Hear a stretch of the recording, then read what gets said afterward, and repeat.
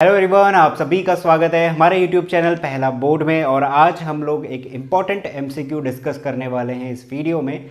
ये रहने वाला है केस बेस्ड एमसीक्यू, यानी कि यहाँ पे एक रियल लाइफ से कोई सिचुएशन बना के दे दी जाएगी आपको, और उसमें जो हमारा कॉन्सेप्ट है, हमारे जो चैप्टर्स गिवन है सिलेबस से रिलेटेड, वो लग रहे होंगे।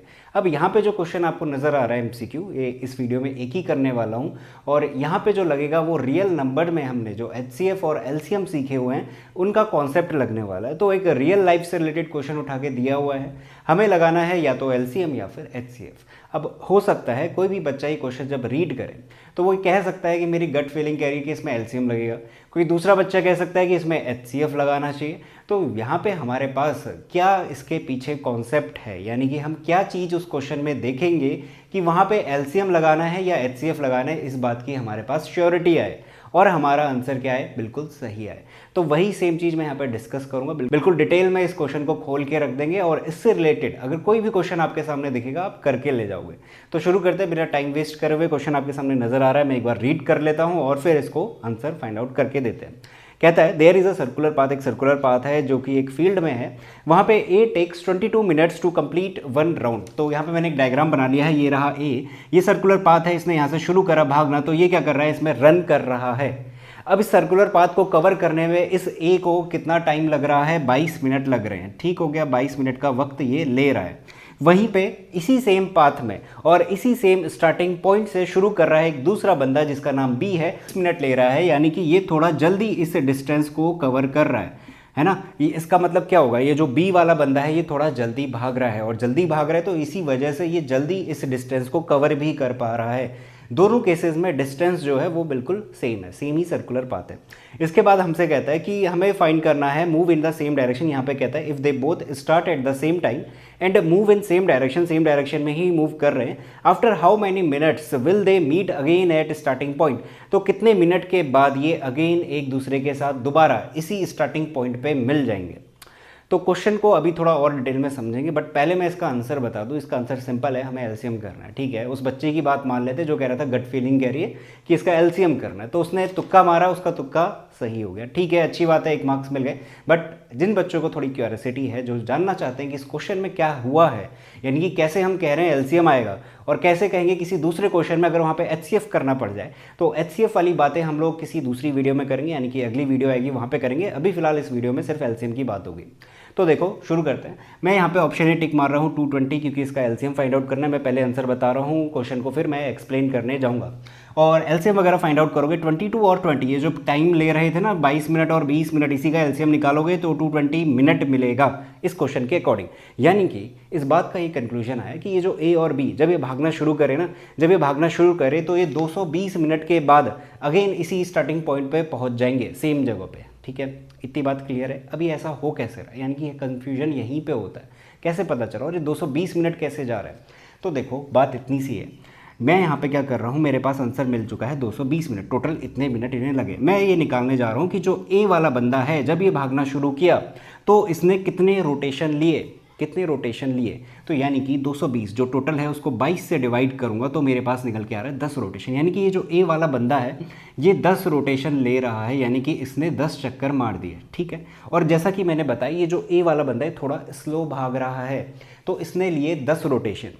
ये जो बी वाला बंदा है ये तेज भाग रहा था, क्योंकि ये 20 मिनट जल्दी कवर कर दे रहा है। यहाँ पे बोला है 20 मिनट, यानी कि जल्दी जल्दी भाग रहा है, तेज तेज भाग रहा है। इतना तेज भाग रहा है कि इसने क्या करा, इसकी जो रोटेशन है 10 रोटेशन इसको सरपास कर दिया, यानी कि एक रोटेशन आगे बढ़ गया। ये इसने क्या करा, उसी 220 मिनट में, देखो 220 मिनट में 20 से डिवाइड करूंगा, इसका 20 मिनट कितना आ रहा है, 11 रोटेशन। ये 11 रोटेशन कर दे रहा है उसी 220 मिनट में। यानी कि स्टार्टिंग पॉइंट पे ये भागने शुरू करे। अब जब स्टार्टिंग पॉइंट में है तो ये यहाँ से शुरू करा और एक राउंड मारा, यहाँ पे आके खत्म हो गया, यानी कि 22 मिनट लग गए। ये यहाँ से शुरू करा, यहाँ पे पहुँचा, खत्म हो गया, यानी कि 20 मिनट लग गए। ऐसे ही करते करते ये भागते गए भागते गए। इसने बनाए पूरे 10 रोटेशन, 10 रोटेशन के बाद ये यहाँ पे पहुंचा, इस पॉइंट पे, स्टार्टिंग पॉइंट पे आ गया। और ये बंदा इतना फास्ट था कि ये 10 की जगह पे 11 रोटेशन भाग गया, यानी कि ज़्यादा जल्दी भाग गया। और जब ये भाग रहा था अगेन ये स्टार्टिंग पॉइंट पे, उसी स्टार्टिंग पॉइंट पे आया जहाँ पे ये था, और इसके उस टाइम तक 11 रोटेशन हो चुके थे।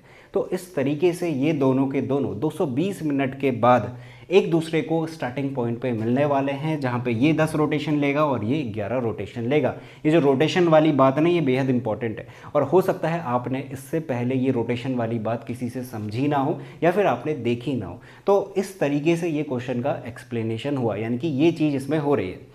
अब मैं आपको बताता हूँ कि कैसे आप लोग जज करोगे, कैसे जज करोगे कि एलसीएम करना है या एचसीएफ करना है। इसके लिए एक छोटी सी बात आपको ध्यान में रखनी है। मैंने यहाँ पे 2 एग्जांपल लिए, सिर्फ एग्जांपल कंसीडर कर रहा हूँ और कुछ नहीं।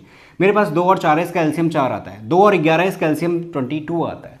तो इसी तरीके से जितने भी आप नंबर्स लोगे, कोई भी नंबर लिए आपने, उनका जब भी आप एलसीएम फाइंड आउट करोगे वो हमेशा उन दोनों नंबर से या तो बड़ा होगा या फिर उन दोनों नंबर में से किसी एक नंबर के बराबर होगा। जैसे ये 2 और 4 है ना, इसमें 4 मिल रहा है, यानी कि ये 4 के बराबर है।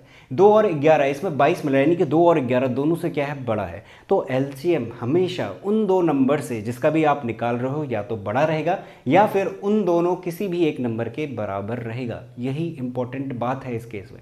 अब देखो, जब आपको एक क्वेश्चन दिया गया था, इसने कहा 22 मिनट है, ये 20 मिनट ले रहा है। आपको यहाँ पे थोड़ा सा जजमेंट करना है कि ये जो नंबर मुझे मिलने वाला है, यानी कि मुझे अल्टीमेटली निकालना क्या है, मुझे तो मिनट्स ही फाइंड आउट करने हैं। यानी कि ये दोनों अगेन दोबारा कब मिलेंगे, मुझे मिनट्स फाइंड आउट करके देने, यानी कि उन दोनों की वैल्यू, यानी मिनट की वैल्यू इन दोनों से ज़्यादा ही तो रहेगी। क्योंकि ये एक रोटेशन मारेगा, कहाँ पे पहुंचेगा, 22 मिनट बाद यहाँ पहुंचेगा। ये एक रोटेशन मारेगा, स्टार्टिंग पॉइंट पे कब पहुंचेगा, 20 मिनट में पहुंचेगा। अभी तो ये मिलने वाले नहीं हैं। जब वैल्यू 22 है और 20 है, इस पॉइंट पे आके ये दोनों मिलने वाले नहीं हैं। इसका मतलब इन्हें थोड़े और रोटेशन मारने पड़ेंगे, इसको भी और रोटेशन मारने पड़ेंगे। यानी कि टाइम क्या हो रहा है, बढ़ रहा है। किन से बढ़ रहा है, 22 और 20 दोनों से ज़्यादा बढ़ रहा है। और जब भी आपको ऐसा दिखे कि जो भी मुझे आंसर निकालना है इस पर्टिकुलर क्वेश्चन में, वो इन दोनों से, ये जो नंबर्स दिए हुए हैं 22 और 20, इनसे ज़्यादा आने वाला है, यानी कि वहाँ पे मुझे गारंटीड एलसीएम ही फाइंड आउट करना है। तो यही यहाँ पे इंपॉर्टेंट नोट रहता है कि एलसीएम हमेशा बड़ा रहता है और उन दोनों में से किसी एक नंबर के बराबर रहता है। इसी पॉइंट को ध्यान में रखना और यही आपको हर एक क्वेश्चन में लगाना है।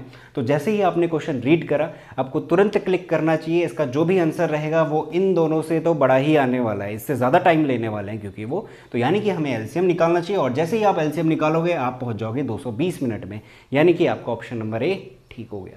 तो ये हो गया कंप्लीट क्वेश्चन की ओपनिंग, यानी कि इस तरीके से हमारे पास क्वेश्चन को समझना है। अब क्वेश्चन आपको समझ में आ चुका है, तो इससे रिलेटेड, एलसीएम से रिलेटेड कोई भी क्वेश्चन आपको दे दे, आप बस यही कॉन्सेप्ट उसमें लगाओ और अपना आंसर निकाल के ले जाओगे। और इसी के साथ ये वीडियो यहाँ पे ख़त्म होती है। अगर आपको ये एमसीक्यू समझ में आ चुका है बिल्कुल अच्छी तरीके से और ये कॉन्सेप्ट समझ में आ गया है कि एलसीएम कब हमें लगाना है, तो वीडियो को लाइक कर देना, चैनल को सब्सक्राइब कर दो और दोस्तों के साथ इस चैनल को शेयर कर सकते हो। अगली वीडियो में मैं आपको एचसीएफ से रिलेटेड क्वेश्चन लेके आऊँगा। Thank you so much once again.